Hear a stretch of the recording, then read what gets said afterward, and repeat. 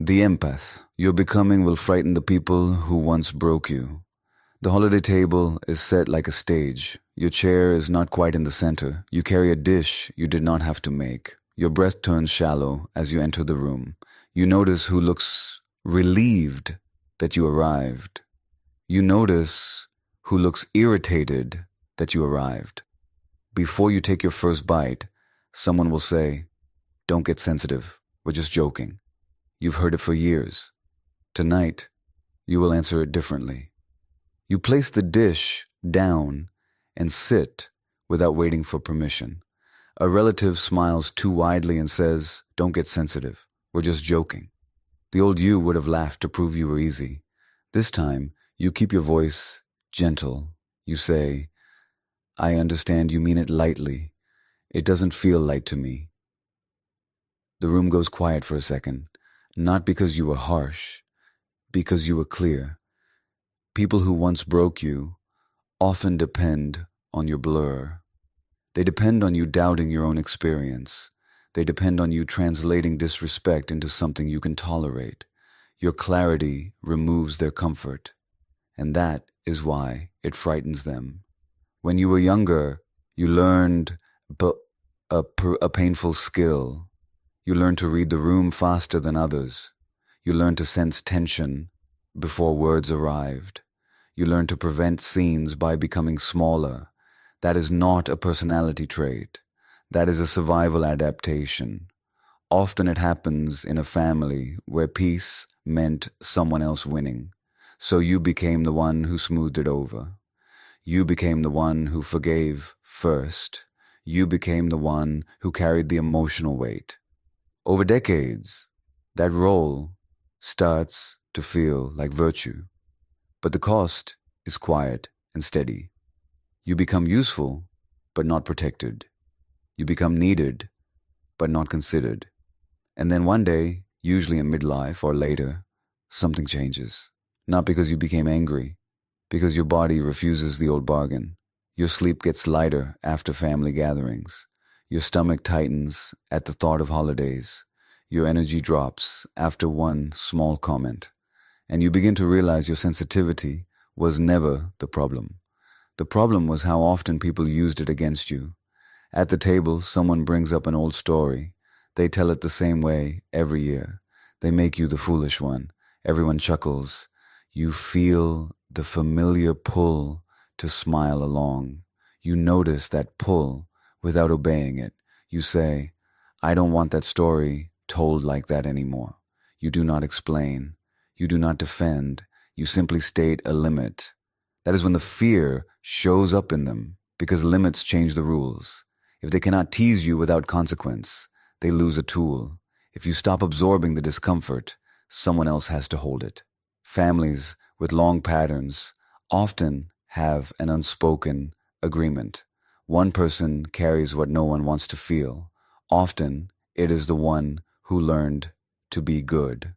The moment you stop carrying it, others feel exposed. Some of them try to return you to your role with praise. You're the calm one. You're the understanding one. You're so strong. It sounds like appreciation, but it also means keep swallowing what hurts. Strength becomes a trap when it is demanded. A mature empath begins to separate kindness from compliance. Kindness is a choice. Compliance is fear dressed as goodness. Someone slides a calendar toward you. They tap a date and say, "You'll take her, right?" It is said like a fact, not a request. You can feel your shoulders rise. You can feel the old urge to prove you are good. But being good is not the same as being used. You are allowed to be reliable and limited. Now the pressure turns practical. A sibling leans toward you and says, "Mom, can you handle mom's appointments? You're better at this." No one asks if you can. They simply hand you the job. And if you hesitate, they add, "She gets anxious without you." That sentence sounds loving. But it is also a transfer of responsibility. It turns your presence into a requirement, and it makes you feel guilty for needing rest. This is where many empaths get trapped. They confuse guilt with duty. But conditioned guilt is not a moral compass. It is a training signal. It says, return to the old role. Keep the peace by sacrificing yourself. Morality is about repair when you harm someone. Conditioned guilt is punishment when you set a limit. They feel similar in the body, but they lead to different lives. Someone brings up religion or culture. They say, in our family, we respect elders. They look at you when they say it. They mean, you will be quiet. Respect is real. But respect is not the same as erasing yourself. You can honor elders without abandoning your boundaries. That distinction is part of your growth, and growth can feel like betrayal to people who prefer you unchanged. So they test you. A quick comment, a sigh, a look shared with someone else. They are checking if you will scramble to repair. If you do not, they may escalate. They may bring up a past mistake. They may say, we put up with so much from you. Or they bring it up in public, right when the room is listening. Someone laughs and says, remember when you ruined that day? It is a story that keeps you in your place. If you protest, you look dramatic. If you smile, you disappear. So you choose a third option. You say, I'm not doing that version of the story anymore. This is not always conscious cruelty. Often it is panic. Because when you stop being manageable, the family story breaks. The story that says you are the sensitive one, the story that says you overreact, that story protected others from accountability. Your calm interrupts it. There is grief in this, and there is also a strange relief, because you can finally stop negotiating reality. You can stop arguing for basic respect. Some people will call that pride. It is not pride. It is your nervous system refusing to be harmed again. You may grieve the fantasy that being good would finally earn safety. You may grieve the hope that one day they would see you. That grief is not weakness. It is clarity arriving. Now you need one usable step, because next comes the money pressure. A relative mentions inheritance like it is already decided. They say, Dose, don't make this difficult later. It lands like a warning. Old, you would have nodded to avoid conflict. New, you hears the manipulation inside the politeness. You do not need to fight. You need to be clear. Here is a boundary text you can send in the family group. I won't be able to take that on. I can do one small part. I can visit on Saturday for 1 hour. Please plan the rest without me. Now the behavioral rule that makes it work. Do not give a long explanation. One calm sentence is enough. If you give many reasons, they will debate many reasons. If you repeat your boundary calmly, they meet reality. Some people will push anyway. They will say, you're all we have. They will say, you're the only one who cares. Those lines sound like love, but they function like a leash.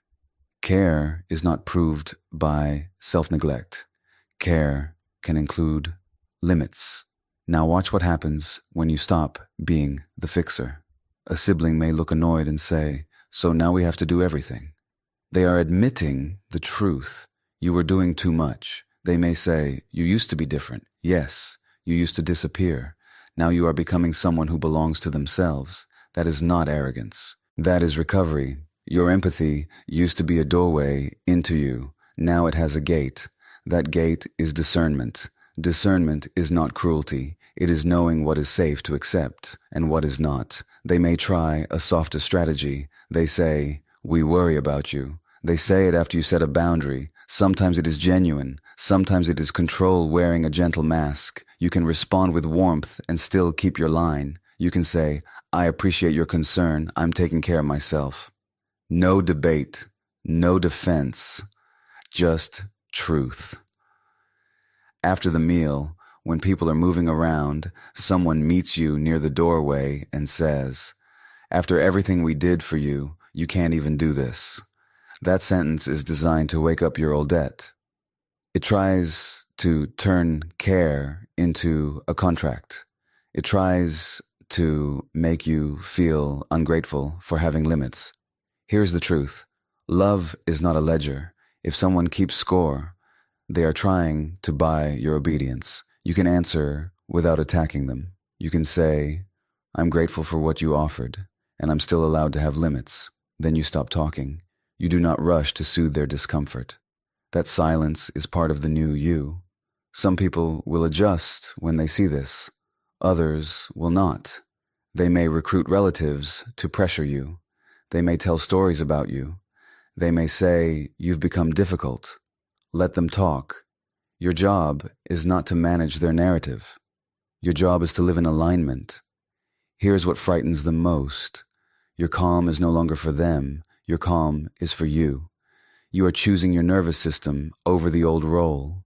You are choosing dignity over approval. That is why your presence feels different.